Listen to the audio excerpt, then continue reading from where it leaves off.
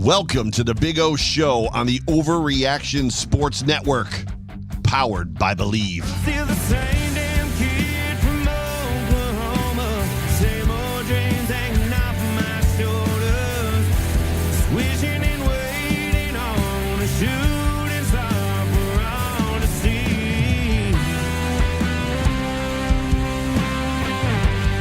And now your host, straight out of Oklahoma, former Buffalo Bill, Jerry Ostrowski. I'm still the same damn kid from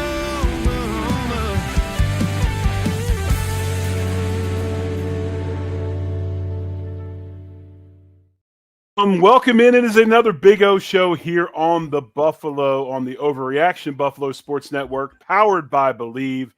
I am the Big O, Jerry Ostrowski. He is Joe Miller, and welcome into the show. Thanks for joining us as always. If you're watching on Facebook Live, X, hop over to YouTube, get in the comments like everyone does. It's a great community, awesome stuff. We like to pull comments as we feel fit. But hey, man, we're excited to be here because this week we have football in a couple of days, folks. Saturday night in Orchard Park, Buffalo Bills take on the Chicago Bears, first preseason game of the year. And as you can tell by the graphics, it's exam number one of the semester. And Joe, man, I'm excited. I'm fired up for this thing. We've got depth charts out. We've got injury updates, things like that. Some interesting things we saw today. There was a bit of a panic out of St. John Fisher this morning, but that was quickly cleared up. But just in general, man, how's things going? How you doing? And what do you think about this weekend? Same. I'm in the exact same boat. You know, there was a lot of years through the drought where at the end of the season, after we went 9-7 again, that I was very much like, out. I'm done with this. Like, you know, like I'm not going to give up my season tickets, but they're not going to draw me back in again. And then sure enough, the off season would happen. And by training camp, I'm wishing my summer away. And they've got me, you know, that's right. This is our year. Trent Edwards is the man. Like, we're going to do it.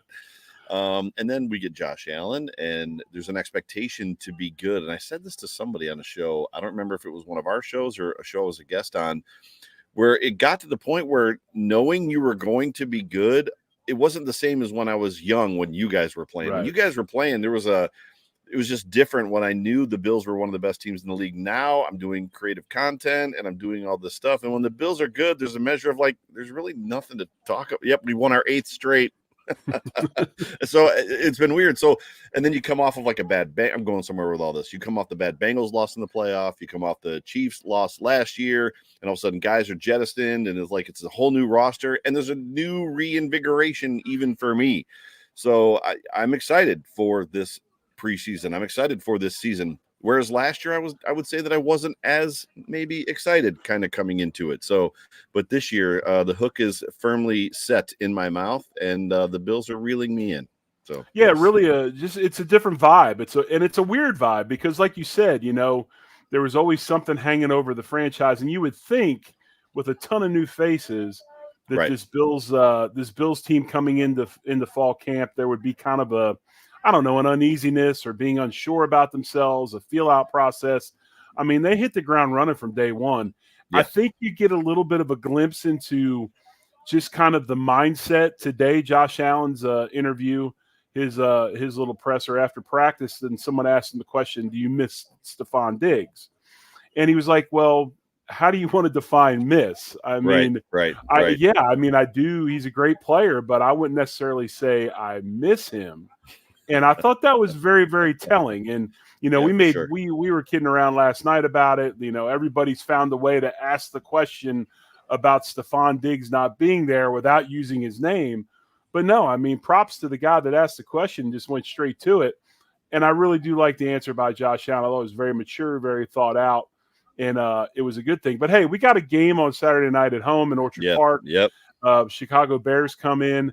And real quick, depth charts have been released. I'll give you the starters on the depth chart. And right off the bat at wide receiver, Mac Hollins slotted as one of the starting wideouts. Keon Coleman, his backup. So Keon Coleman not listed as a starting wide receiver. Of course, Deion Dawkins, David Edwards, McGovern, Torrance, and Brown. No surprises there. Kincaid, the starting Y. Dawson Knox, his backup. Of course, that changes by personnel group. Josh Allen, James Cook, starting running back. Reggie Gillum, if they do run a fullback set once every 3 games. And then you got Shakir, and you've got Curtis Samuel as the other wideout, wide. And then you got his backup, Marquez Valdez Scantling. Now, here's the interesting thing to me. And, we talked about last night a little bit on the show, and the darling. Who's the darling of camp this year? You're asking me the question? Yes. Who's It's the darling? It's been Tyrell Shavers, right? So, but if you look at the depth chart, okay, Shavers is listed as a 3. KJ Hamler, is a backup, and when I say backup, I mean second string guy. Are we, Joe, is that indicative to the fact that the Bills are saying this is our return guy? This is the guy we're going to rely on to return kicks? I don't know that I have that answer. I mean, the reality is, as we talked to Ryan Talbot this week, his expectation is that Shavers has been doing a lot of that work, and there's an expectation from coach that Hardy, as we talked about with Ryan from the Shell Buffalo podcast at Syracuse.com, that Hardy, the rookie cornerback that the Bills drafted, defensive back that the Bills drafted, is going to get a lot of that look. So I think there's a great deal of surprise with that depth chart coming out and seeing KJ Hamler as the one. It was reported in camp on Wednesday that the KJ Hamler also had a really good day. So the whole thing is just. There's you and Spence bring up the point as well. Like, there's always that one camp darling that ends up getting cut, and so is it going to be Tyrell Shaver? It's just bizarre. I don't know how to put it any other way than that, because all of everything that they've been leading us towards, and as much as this depth chart doesn't really mean anything, it just is the depth chart for this game. Where they've been leading us, what they've been showing us, what we've been told. Even the media kind of following those leads has been telling us Tyrell Shavers is making a way. I think it came out a couple days ago, or it was late last week. He is working himself onto this roster. Like, right now, it's his position to lose. People were saying don't be surprised when he's the 5th or 6th wide receiver, even over MVS, who is now 6th.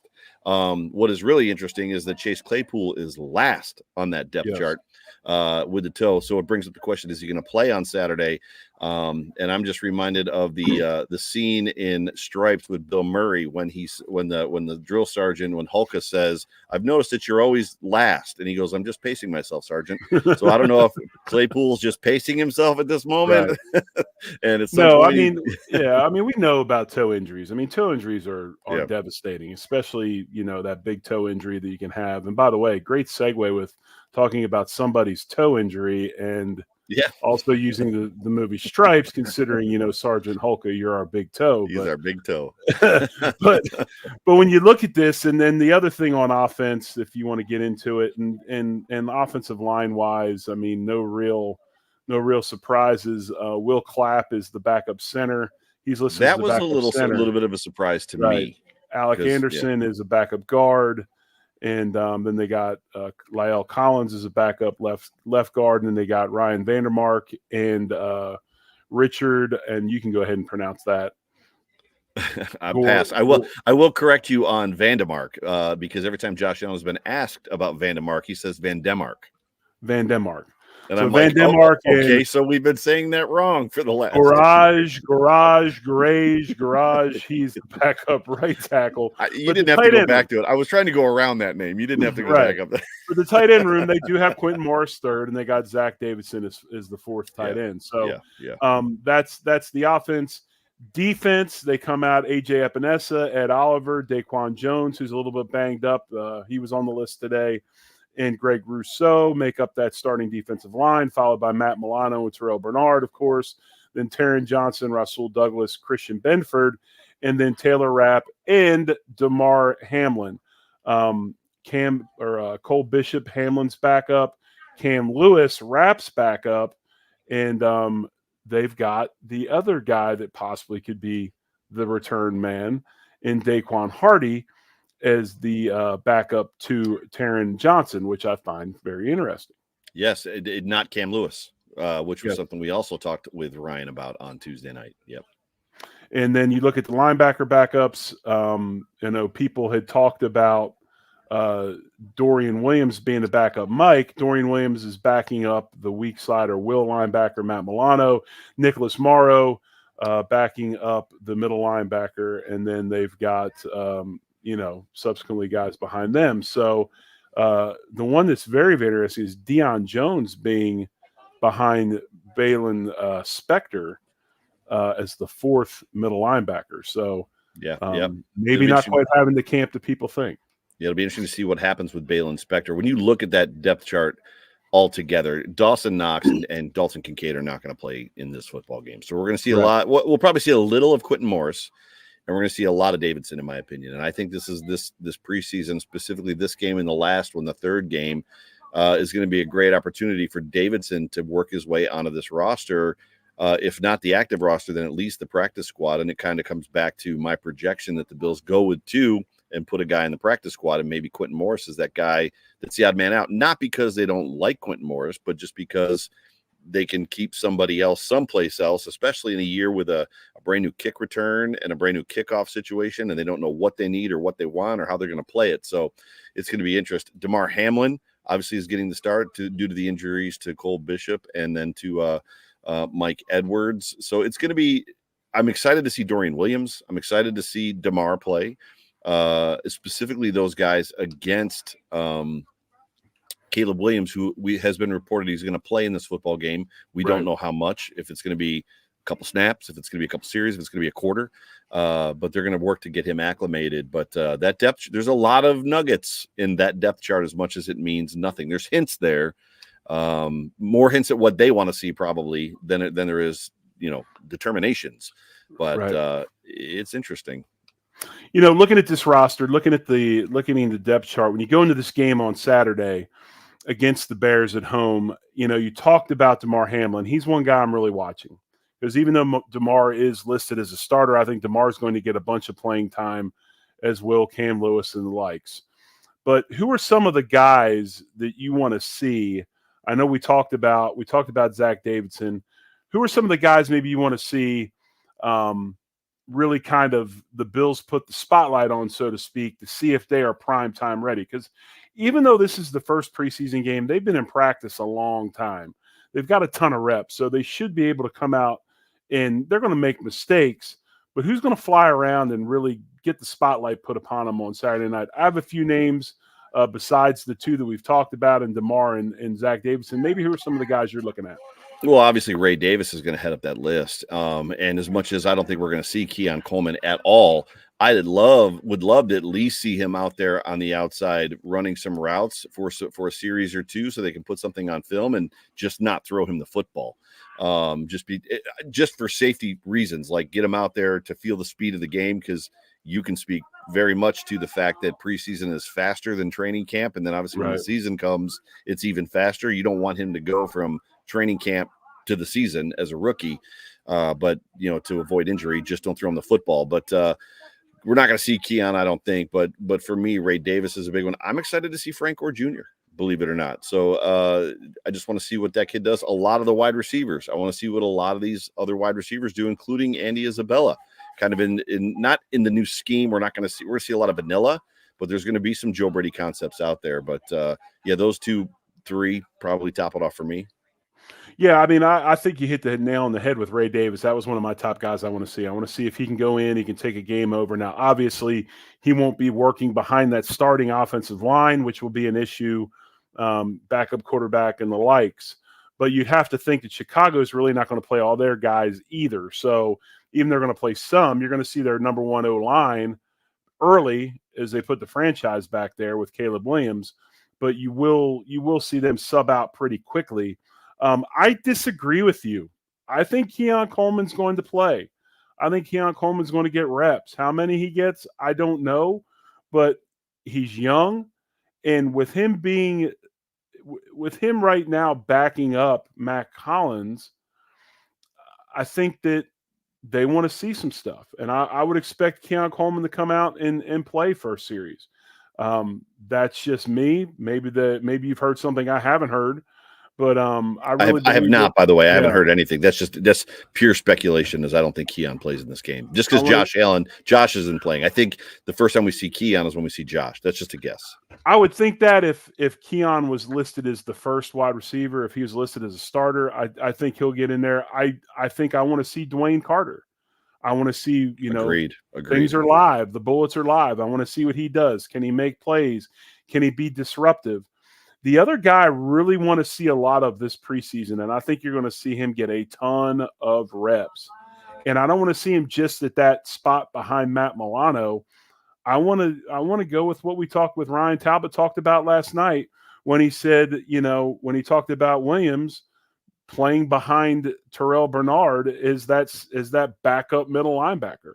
I want to see him put the green dot on his helmet, and I want to see him go out and take charge of the huddle, take charge of the defensive front seven, and make plays. I think that's a big, big thing for this Bills defense. If he's able to come on, if Dorian Williams is able to come on and be that guy that they picked in the third round out of Tulane, that bodes really, really well for this defense, because right now, I think looking at the depth chart, they're a little bit I said this the other week on my show, they're a little bit nerved up about that linebacker room, that maybe it's not quite coming along as quickly as they wanted to. Those guys being the backups, the guys behind Milano, the guys behind Bernard, who, both Bernard and Milano have history.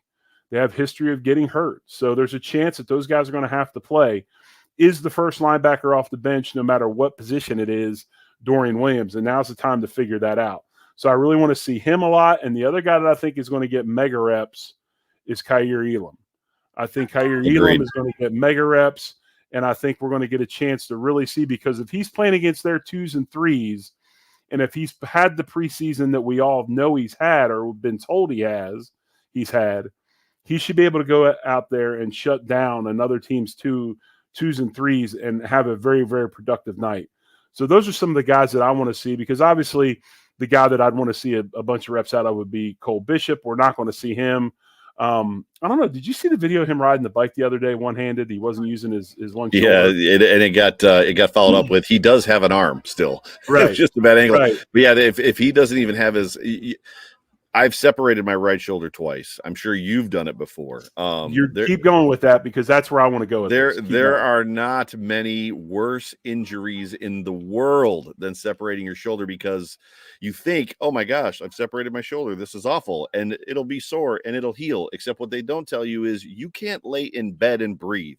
You can't sit at a table and breathe. You can't do anything without any ancillary move you make. If you pick your leg up, your shoulder moves. And if you've separated your shoulder, every movement you make, aside from, I don't even know what, blinking, makes your shoulder hurt. So there's an aspect of it. You got to wonder how serious that shoulder injury is, just because he's unwilling to put it on that handlebar and let his arm roll with that bike. Right. And I think the biggest thing, and you led into this perfectly, and I appreciate it. When you talk about separated shoulders, at first everybody wanted to speculate possibly AC joint separation, which is a acromioclavicular separation or injury. There's a fibrous ligament between the acromion and the clavicle that keep them together. That can tear and you can have irritation, and it's a very, very painful injury, especially for a football player, because you're using your shoulder when you tackle. But him not putting his arm on the bike, and the bike was one of those bikes to go back and forth, that backward motion and pushing the head of that humerus back against that labrum would lead me to believe he has a separated shoulder or a torn labrum. So I would not be shocked. I mean, I know it's been about a week since it happened. We got 3 preseason games and then a regular game. That's 4 weeks. I would not be shocked if we don't see him till the very, very end of preseason, or he misses the first couple games of the regular season, if it truly is a true torn labrum type separated shoulder. Yeah, you got to wonder what's the pain threshold? How far can he get before they can put a shot in it? And then is there surgery at the end of the season, which is a horrible way to start your rookie career or your Right. rookie season. But yeah, it's unfortunate. Yeah. The other thing, and wanted your opinion on, Joe's, is the Big O Show. It's a Thursday night here on the Overreaction Buffalo Sports Network, powered by Believe. And we're talking preseason game number 1, Bills take on the Bears. The other thing I wanted to talk about is our man Cedric Van Perrin Granger. He's a distant third right now. And, you start thinking about this, and you start looking at things. Is this a guy, even though he was a 5th-round pick, that very well could be released and put on the practice squad if he's not picked up by somebody else? You feel like anybody on this roster, including vets, are kind of in that boat. That's where the roster management has changed in as much as that anybody can be put on the practice squad now, right? So even Quentin Morris can be cut and then put in the practice squad. Anybody can be, as far as that goes. You got to wonder how much of this depth chart that we're seeing is reality versus how much of it is this game specific and what they want to see. So they're going to follow this depth chart based on the guys they want to see against the better players versus we know what we have in Van Perrin Granger. We know he's going to be on this team or he's not going to be on this team, but they were also sliding him in different places at guard and stuff like that last week, which we haven't heard much of that this week. So maybe they weren't happy with what they saw. So I think it's fair to speculate just about anything at this point in that situation. And also, too, you have to figure the first 5 are not going to step on the field.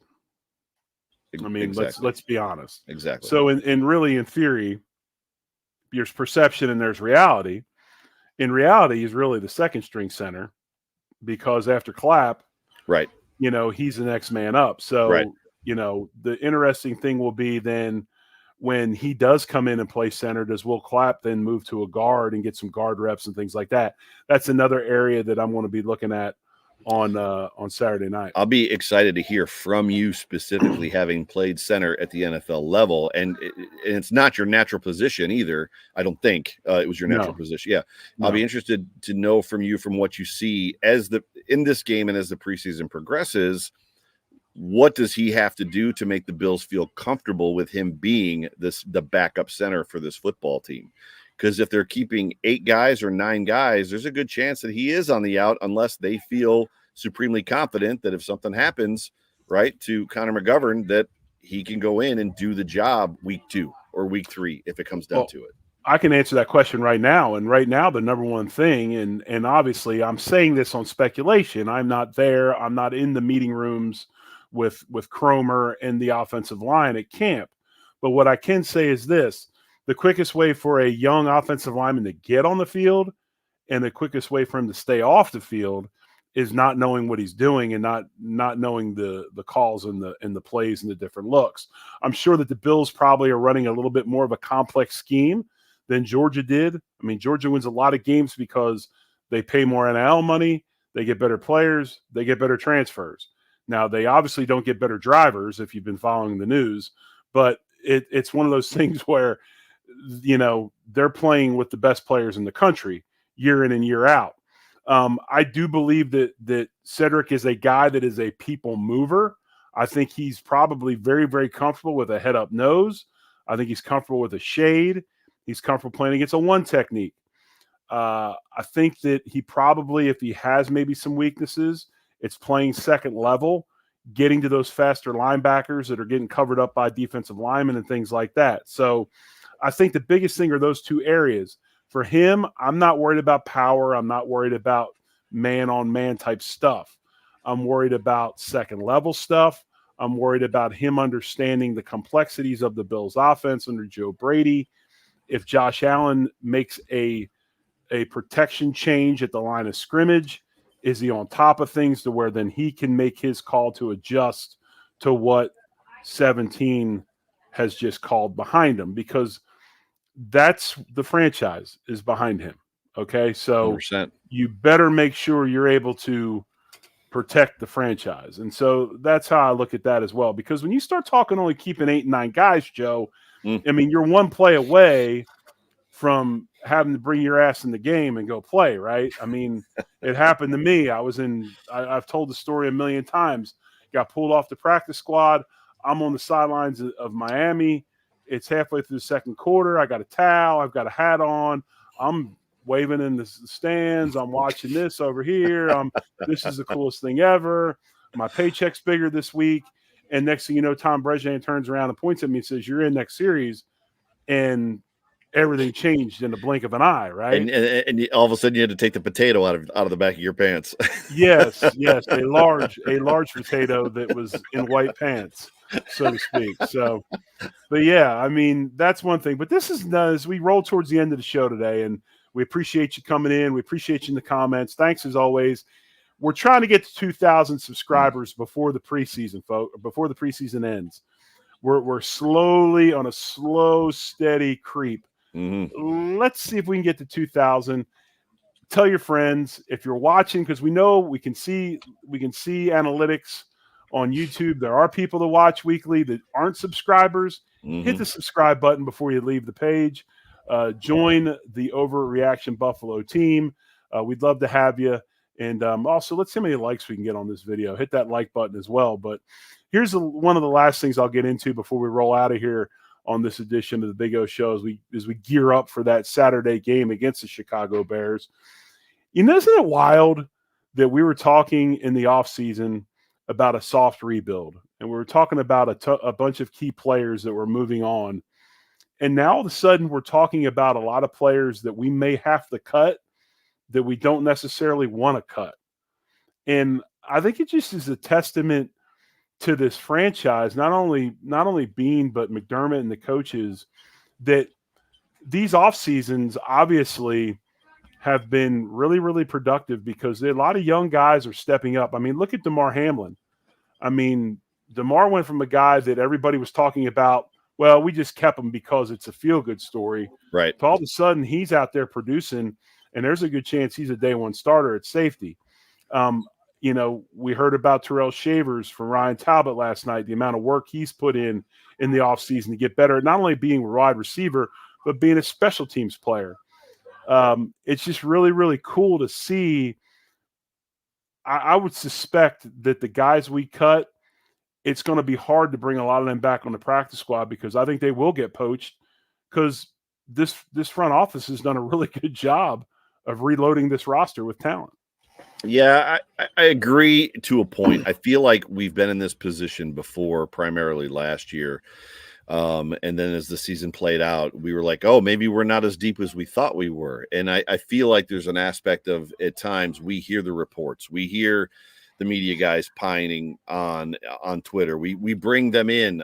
If you have not, if those of you watching or listening haven't listened to an On the Beat program where we bring in a Bills beat reporter, we hear them talk about, and Ryan Talbot had a long list of guys that he's excited to see and had a long list of guys that he, is impressed by and a long list of guys that have, given highlights and had a great camp so far. So I feel like we get attached to these guys, and there's I'm going to say a measure of homerism that kind of that peels into it. We are not at the Duke Williams, Robert Foster level yet, or some of those other guys that became camp heroes. I don't know that we've got a camp. If there's a camp hero this year, it's probably Keon Coleman, right? Which it's relatively justified being a first pick in the second round by the Buffalo Bills this year. But we'll see. I mean, there's been many times that I've done shows, not like this one, but done shows, and you're talking about the guys that got cut, and it's like these guys aren't coming back to the roster, and lo and behold, whether by choice or just for whatever reason, they don't come back, right? So it'll be interesting to see. I agree with you to a point.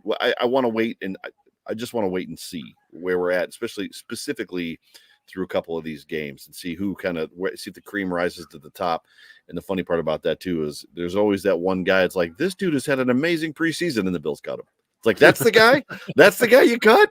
Like, I'd love to know how many times you guys went through that as players. And then he ends up somewhere. Yeah, Billy Bob over there has had a hell of a camp and a hell of a preseason. We're going to see him all season, and then they cut him, and you're like, wait, whoa, what? Well, that's another story I have. I mean, when I was in Kansas City my first year, they cut me and they cut another guy named Jay Lewinberg and kept this other offensive lineman who was on the practice squad with the Chiefs for 1 year and then never played again.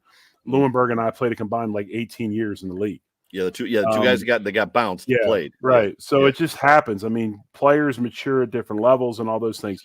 But I think it's safe to say, if you look at the roster, the two concerning areas to me right now, going into this game Saturday are because of injury, backups and depth at safety. Yep. And are we really starting our best two safeties? Yep. I don't know, because Mike Edwards and Cole Bishop have been hurt. And then the other area is the backup linebackers. You know, where do they fit in? And that's where I want to see Dorian Williams basically take the third spot, make it his, and solidify himself as the go-to guy at not only the weak linebacker spot, but also the middle linebacker spot. Yeah, if there was a year that we need a healthy Matt Milano all season, it's this year. Yeah. But hey, we'll be on Sunday night, first show of the week. Overreaction Buffalo, the Sunday show. We'll talk about the game Saturday night. We'll break it down. Official post-game show. The official post-game show. Yeah, at that point, it's a post-game show. So that is true.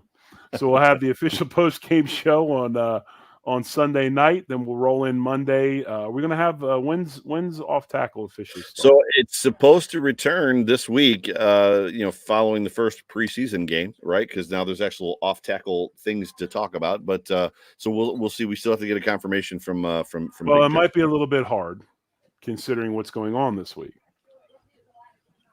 Yes, correct. Because you guys will be here playing golf. So maybe it'll be next week. Right. But then we'll have on the beat Tuesday, Hump Day Wednesday. I'll be on Thursday, and we'll talk a little bit more about the roster, the team, what happened Saturday, and we'll lead into that next preseason game. Actually, the Sunday show might be a little bit challenging as well. I know I didn't want to say that, but I was trying to quickly talk. I was trying to quickly talk over that, Joe. But I'm going to replay this show first. Just make sure Beth watches the game. You and Beth can talk about it. Exactly, it's exactly and the right. Girls. We'll just have a Miller family overreaction post game show. That's right. But hey, anyway, folks, we appreciate you watching. We appreciate you coming on and spending the time with us. We have a great time bringing you the best content we can bring you. And like we said, we'll be back on. We got the Overreaction post-game show on Sunday, as well as our other shows the following week. But for this show, which is the Big O show, and it's always on Thursday nights at 8 Eastern, 7 Central, I am the Big O, Jerry Ostrowski. That's Joe Miller, my man. And as always, folks, much love. Go Bills. Go Bills. Feel the same.